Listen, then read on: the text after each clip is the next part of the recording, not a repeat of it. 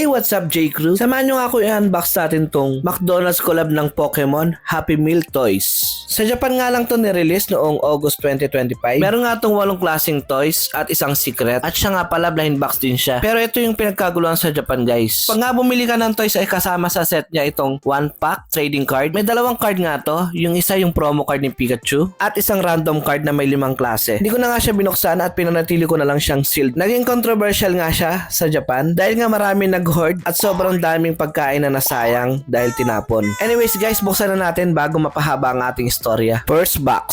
Sino kaya makukuha natin? Uy, dilaw, mukhang si Pikachu to. Ayan, tama, si Pikachu nga. Ayan ang detalye ng laruan.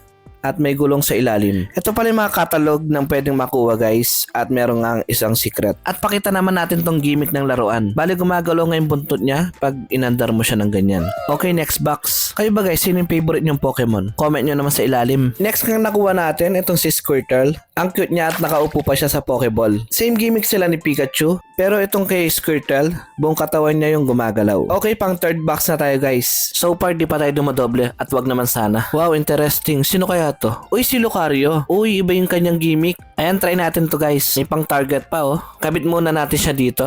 At ilagay na natin ang kanyang bala. Try na natin. Bali, itutulak lang siya. Oops.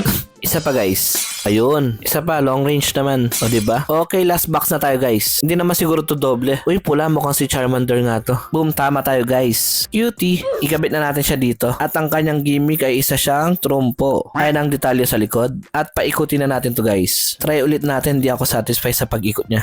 Ilagay natin siya dito sa box. O diba, much better. Ayan na nga yung mga Happy Meal natin na Pokemon na galing sa Japan. Kayo guys, ano masasabi nyo sa collaboration na to? Comment nyo na lang sa ilalim. So yun lang muna guys. Thanks for watching.